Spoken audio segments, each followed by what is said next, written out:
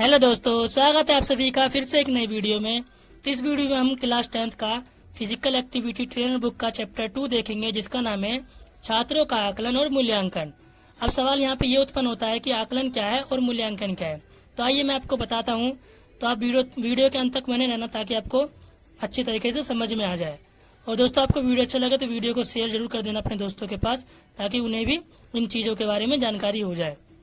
ठीक है। अब बच्चों, आकलन क्या है? आकलन वह होता है, मान लो किसी चीज या फिर वस्तु या फिर किसी विषय के ऊपर हम जानकारी इकट्ठा करते हैं या फिर कलेक्ट करते हैं, तो उस प्रक्रिया को आकलन कहा जाता है। ठीक है। अब यहाँ पे बोला है छात्रों का आकलन, यानी छात्रों का आकलन किस प्रकार किया जाता है। अब जो टीचर है वो छात्रों का आकलन किस प्रकार करती है, या फिर टेस्ट के जरिए या फिर एक असेसमेंट देकर उसका आकलन करती है।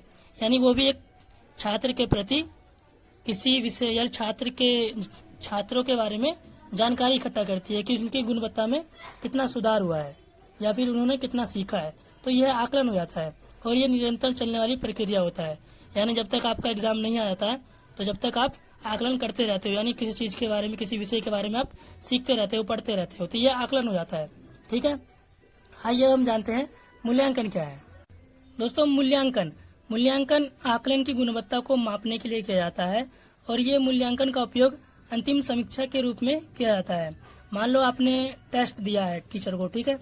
अब टीचर ने क्या करा, उसको चेक करके आपको अंक दिया, यानी मूल्यांक, यानी अंक आपको दिए कि आपको इतने में से इतने नंबर आया। ठीक है। तो अब उससे क्या पता चलता है कि आप कितने स्तर पर हो और आपने क्या क्या सीखा है और उसमें आपकी कमियां क्या है, ये सभी मूल्यांकन आपको बताता है। ठीक है। आइए अब हम जानेंगे आकलन और मूल्यांकन का अर्थ क्या है, meaning of assessment and evaluation. ठीक है। तो पहला है आकलन। तो दोस्तों, जो आकलन है वो लैटिन शब्द है जो एसिडेयर से आया है। कहाँ से आया है? एसिडेयर से आया है। ठीक है। इसका आकलन शब्द की उत्पत्ति कहाँ से हुई है? आंकने से संबंधित है। ठीक है। जो आकलन शब्द है उसकी उत्पत्ति जो है आंकने शब्द से संबंधित है। आंकने का मतलब होता है नापना या फिर किसी चीज के बारे में जानना। ठीक। अब जो आकलन शब्द है वो शाब्दिक रूप से आकलन करने का अर्थ है शिक्षार्थी के पास बैठना। क्या अर्थ है? शिक्षार्थी के पास बैठना। शिक्षार्थी मतलब टीचर के पास बैठना। तो इसका मतलब यह है कि आप टीचर के साथ बातचीत करके किसी विषय के बारे में जान सकते हो। स्वतंत्र और निष्पक्ष, बिना डरे आप उनसे सवाल कर सकते हो, पूछ सकते हो। ठीक है। इसका मतलब यह है। अब क्या है, अब जो मूल्यांकन है, मूल्यांकन को 2 प्रश्नों का उत्तर देना चाहिए। कि पहला प्रश्न क्या है, क्या सीखा गया है और कितनी अच्छी तरह से सीखा गया है। तो जो मूल्यांकन है वो आपको बताता है कि बच्चे ने क्या सीखा है और कितनी अच्छी तरह से सीखा गया है। ठीक है। आइए अब हम मूल्यांकन के बारे में जानते हैं।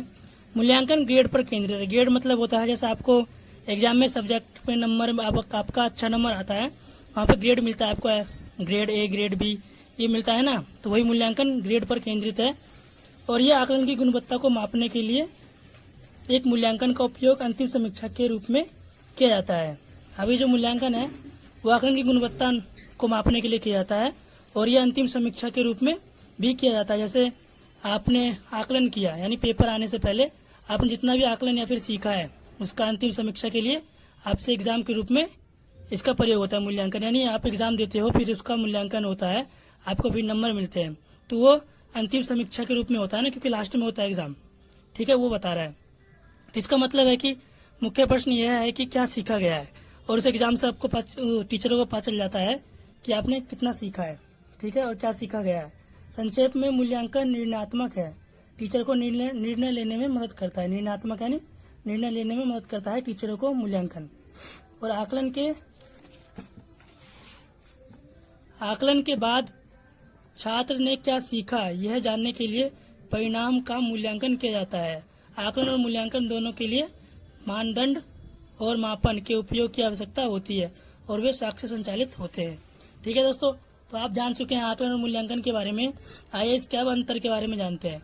आकलन और मूल्यांकन के बीच में क्या अंतर है। पहला अंतर है आकलन जारी रहता है। जो आपकी सीखने की प्रक्रिया या फिर आकलन है वो जारी रहता है और जो मूल्यांकन है वो समापन करता है, यानी अंतिम परीक्षा ले लेता है, समापन कर देता है। दूसरा अंतर है आकलन से सीखने की गुणवत्ता में सुधार होता है। आप जितनी प्रैक्टिस या फिर जितना कुछ नया सीखते हो तो आपकी गुणवत्ता में क्या होता है, सुधार होता है। और मूल्यांकन से सीखने के स्तर निर्धारित होते हैं, यानी आपका लेवल कितना है वो बताता है। तीसरा अंतर है आकलन उन्नति करता है और मूल्यांकन श्रेणीबद्ध करता है। जैसे आप फर्स्ट रैंक पे आते हो, सेकंड रैंक पे, इस तरह का जो मूल्यांकन है वो श्रेणीबद्ध करता है, श्रेणी यानी रैंक पर लाता है। और चौथा अंतर है आकलन प्रतिक्रिया प्रदान करता है और मूल्यांकन कम या दिखाता है। ठीक है, तो दोस्तों आप मूल्यांकन और आकलन के बीच में अंतर समझ गए होंगे। तो आइए अब हम मूल्यांकन का प्रकार देखते हैं।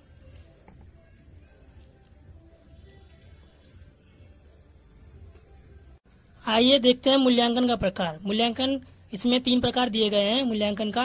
पहला है रचनात्मक मूल्यांकन, दूसरा है योगात्मक मूल्यांकन, तीसरा है डायग्नोस्टिक मूल्यांकन। ठीक है, आइए पहली बात करते हैं। पहला है रचनात्मक मूल्यांकन। ये रचनात्मक मूल्यांकन एक लगातार चलने वाली प्रक्रिया है और ये छात्रों और शिक्षकों को फीडबैक प्रदान करने के उद्देश्य से छात्रों की सीखने की प्रगति की निगरानी के उद्देश्य से की जाती है।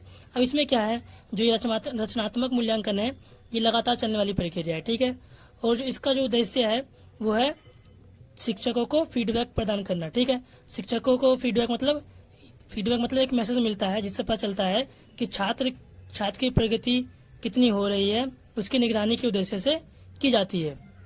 ठीक है, दूसरा है योगात्मक मूल्यांकन।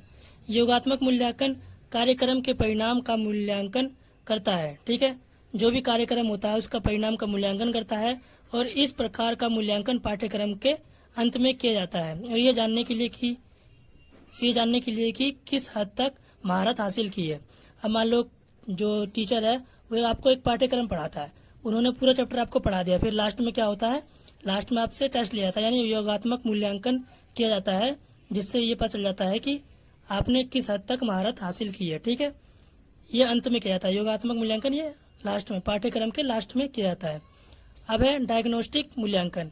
डायग्नोस्टिक का मतलब है सटीक समस्या का पता लगाना। क्या? सटीक, बिल्कुल सटीक समस्या का पता लगाना कि क्या दिक्कत है और क्या नहीं। और डायग्नोस्टिक मूल्यांकन के माध्यम से शिक्षक छात्र की ताकत और कमजोरी को जान सकता है। क्या क्या जान सकता है? ताकत, कि बच्चे में कितनी क्षमता है सीखने की, और जो कमजोरी है जिसके वजह से वो कुछ कंफ्यूजन उससे हो रहा है, तो कमजोरी को भी जान सकता है। और यह मूल्यांकन सीखने के दौरान आने वाली समस्या के कारणों का पता लगाने में भी मदद करता है। इसे उपचारात्मक क्रियाओं द्वारा ठीक किया जा सकता है। किस द्वारा? उपचारात्मक क्रियाओं द्वारा। ठीक है दोस्तों, तो आप मूल्यांकन और आकलन के बारे में जान चुके हैं, उनके बीच अंतर भी जान चुके हैं, और मूल्यांकन के प्रकार 3 होते हैं ये भी आप जान चुके हैं। तो दोस्तों आपको वीडियो अच्छा लगा तो वीडियो को लाइक कर देना, चैनल को भी सब्सक्राइब कर देना और अपने दोस्तों को पास भी शेयर कर देना ताकि ये भी इस विषय के बारे में जान सकें।